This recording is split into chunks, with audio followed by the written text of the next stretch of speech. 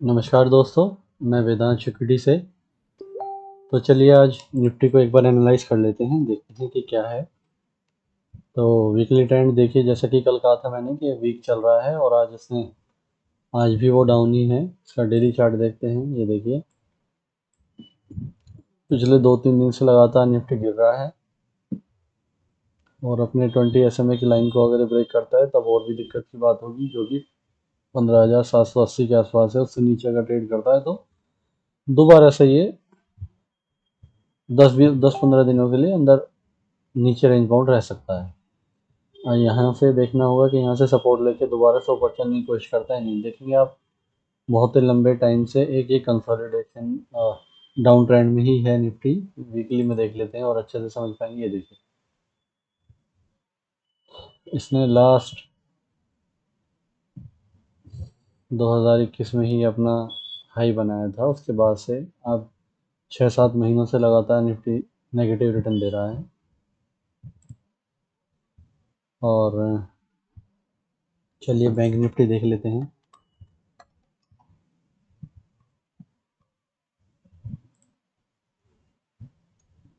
Bank Nifty के अंदर Nifty bank, देखिए, देखा जाए तो ये भी अपनी डाउन ट्रेंड में ही है। यहाँ पर सपोर्ट लेके ऊपर जाने की कोशिश में था ये, लेकिन जैसे कि हमारा टूल, हमारी जो स्ट्रेटेजी है वो यही है कि जब तक ये 20 SMA को क्रॉस करके उसकी अगली कैंडल एक पॉजिटिव साइन ना हो बुलिश, तब तक हम इसके अंदर ट्रेड नहीं लेंगे। ठीक है। और कुछ स्टॉक्स जिनके बारे में हम बात कर रहे थे कल, फ्लोरोकेमिकल,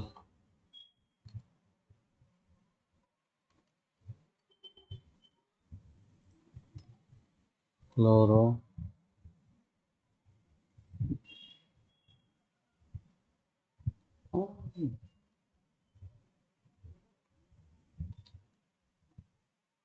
चलिए नहीं रहा, अडानी ग्रीन था एक, अडानी ग्रीन। ये देखिए, अडानी ग्रीन। ओके, कल एक अच्छा साइन था, लेकिन आज एक सेलिंग आई है इसके अंदर। सो अभी इसके अंदर ट्रेड नहीं बनता। अडानी ट्रांस अडानी के शेयर इसलिए कि ताकि क्योंकि कुछ दिनों से अच्छा रिटर्न दे रहे हैं। देखिए, ये भी एक अच्छा ट्रेंड में है और एक अच्छा रिटर्न दे सकता है। अब देखिए देखिए, यही वाली कैंडल है, जैसे ये पीछे फरवरी में थी। ये देखिए, इस कैंडल के बाद सेकंड बुलिश कैंडल थी। हमने यहाँ कहीं एंट्री ली लगभग 2200 पे, और 2200 से अगर हमने एंट्री ली होती तो इसने, ये देखिए, लगभग 30-35% का रिटर्न कमाया था। उसके बाद अब ये दोबारा से स्टार्ट होना, कैंडल शुरू कर दिए। देखिए, 20 SMA के ऊपर इसने क्लोज दिया है और सेकंड कैंडल एक बुलिश कैंडल है। अगर कोई पोजीशन बनाना चाहे तो वो बना सकता है 2740-50 से, और लगभग 15 से 20% के गेंस आने वाले कुछ ही हफ्तों में एक्सपेक्ट कर सकता है। अब हम एक बार देख लेते हैं कि हमारा जो ये 20 लाइन की पैटर्न है, ये इतना सक्सेसफुल क्यों है। और कई बार आपने देखा होगा इंटरनेट के ऊपर कि फंडामेंटल राय रखते हैं बड़े बड़े फंडामेंटलिस्ट। देखिए, फंडामेंटल राय ठीक है जिनके पास में काफ़ी अच्छा पैसा है, जिनके पास में काफ़ी टाइम है, या बड़े फंड्स जो कि कंपनी को ट्रैक करते हैं। लेकिन आप ये देखेंगे कि ज़्यादातर केसेस में टेक्निकल एनालिसिस भी अपने आप को अच्छा प्रूफ कर पाया है इन फंडामेंटल्स के मुताबिक। मैं आपको कुछ इसके एग्जांपल्स दिखा सकता हूँ। एक सेकंड। अब आप देखिए, सपोज एक शेयर था, मैंने कुछ इनकी बैलेंस शीट खोली हुई है। एस्ट्रल है, देखिए, एक पाइप मैन्युफैक्चरिंग की कंपनी है। ये देखिए, इसका 2022 में ही जनवरी से इसने टॉप बनाया था 2523 रुपये का, और इसके रिजल्ट जो हैं मार्च में आने थे। तो इसने टॉप बनाने के बाद 2511 के बाद में ये देखिए कितना डाउन ट्रेंड दिखाया। देखिए, लगभग 31%, और अब तक ये लगभग 38% नीचे है।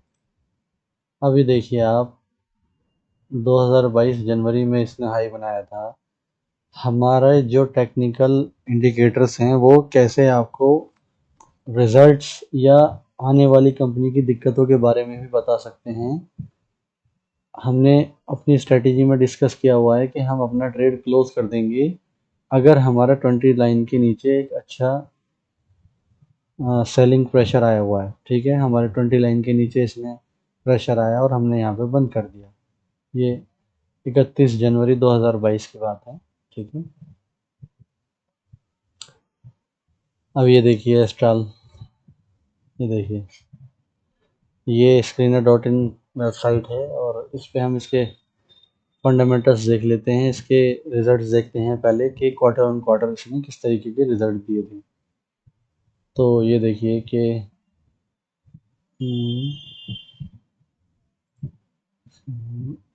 ये देखिए जनवरी 1 2017 में इसने अपना हाई मारा था, 2022 में, जी हाँ। तो ये देखिए इसके क्वार्टर ऑन क्वार्टर जो है इसके रिजल्ट्स 1154 की इसकी सेल्स थी और फिर वो घट के 1103 पे रह गई थी दिसंबर तक।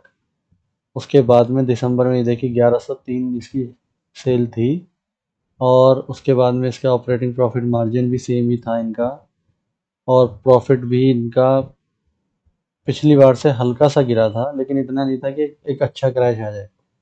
अब दिसंबर के बाद में फिर हमें जनवरी के लिए देखना था, तो ये देखिए कि मार्केट और चार्ट्स किस तरीके से पहले ही प्रेडिक्ट कर लेते हैं कि इसके अंदर दिक्कत है या नहीं है।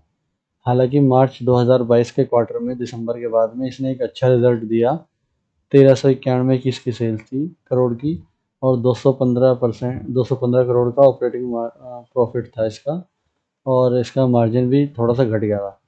अभी देखिए ये हमें पहले से ही इसने प्रेडिक्ट कर दिया था कि हमारा रिज़ल्ट जो है अच्छा था, उसके बावजूद भी हमारा ये चार्ट जो है या हमारा जो स्टॉक है वो क्रैश करेगा। तो आपको कभी भी अपने स्टॉक के ऊपर ज़्यादा भरोसा नहीं करना है। अब आप देखिए, ठीक है ये अच्छा शेयर है और आने वाले समय में अच्छा करेगा। ये देखिए अब इसका ईयर ऑन ईयर अगर आप इसकी सेल देखेंगे तो 2019 से 2578 3176 करोड़, 4394 करोड़ इसके रिजल्ट्स अच्छे आ रहे हैं, बहुत अच्छे आ रहे हैं, लेकिन फिर भी चार्ट परफॉर्म नहीं कर रहा।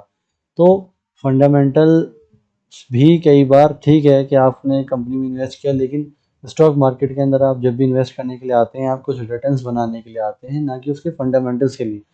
अब आप ऐसी कंपनी का बताइए क्या करेंगे जिसके रिजल्ट्स बहुत अच्छे हैं। ठीक है वो लॉन्ग टाइम में नहीं क्रैश करेगी और एक अच्छा रिटर्न देगी, लेकिन अगर आपको जल्दी क्विक गेंस लेने हैं तो आपको टेक्निकल नॉलेज भी आनी चाहिए। उसके पीछे बहुत से और भी रीजंस होते हैं, जैसे इनका पीई काफ़ी ऊंचा हो जाता है, प्राइस टू अर्निंग रेशो। लेकिन मैंने ऐसा देखा ज़्यादातर पीई रेशो कई बार ज़्यादा पीई रेशो वाले शेयर्स अपने टाइम से बहुत ऊपर मैंने ट्रेड करते हुए देखे हैं, उससे वहाँ से 100% गेन या 200% गेन भी देखे हैं। तो पीई कोई एक एक इंस्ट्रूमेंट नहीं है जिससे कि आप ये चेक कर सकें कि स्टॉक के अंदर हमें पोजीशन बनानी है नहीं बनानी। तो ऐसे ही आप ये देख सकते हैं, इंटेलेक्ट डिज़ाइन एक शेयर था, ये एक सॉफ्टवेयर बनाने वाली कंपनी है और इसके अंदर जो है ये देखिए इसकी सेल्स देखिए, इसने जून से 408 452 508 509 करोड़ और ऑपरेटिंग प्रॉफिट मार्जिन 26% था। ठीक ठाक इसका क्वार्टर था, अच्छा मतलब ना ही बुरा कह सकते ना ही अच्छा कह सकते, एक ग्रोथ को ही मेंटेन कर रहे थे और ईयर ऑन ईयर इनकी सेल्स भी काफ़ी अच्छी थी, ठीक थी। अब ये देखिए इसके चार्ट्स हम देख लेते हैं।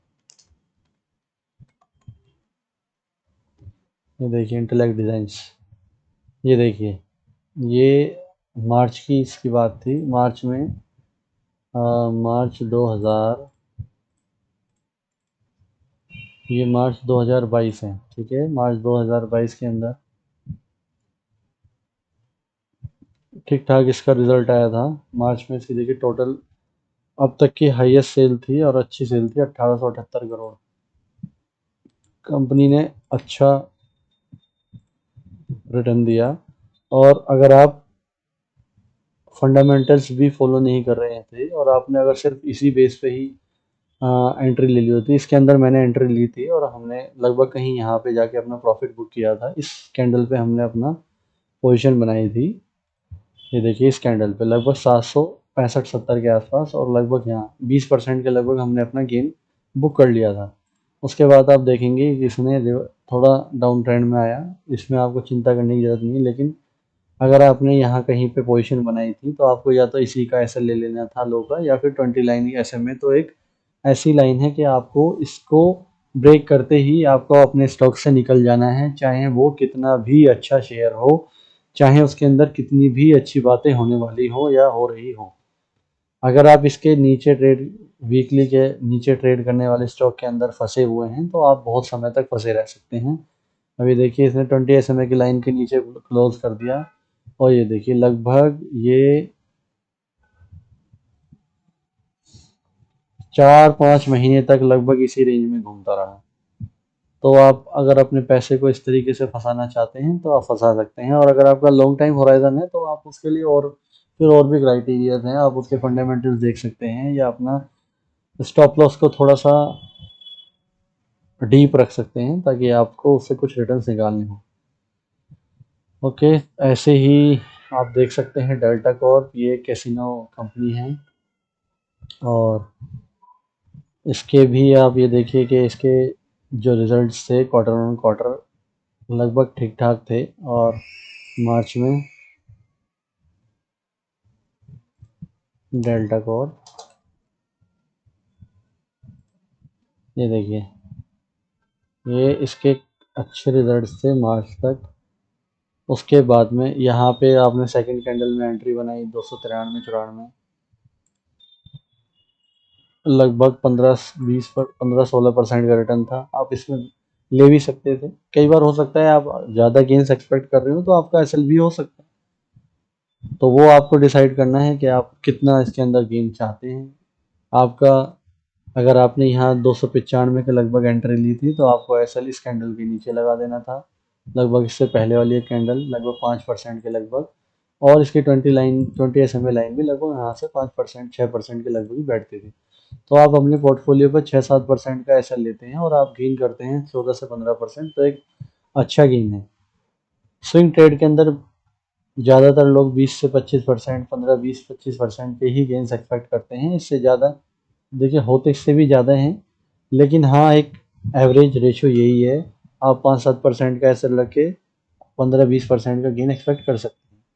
उसके बाद देखिए इसने डेल्टा कॉर्प ने मार्च में 218 करोड़ का वो दिखाया था सेल्स, और इसकी, और क्या नाम, इसका प्रॉफिट 69 करोड़ था जो पिछली बार से कम था।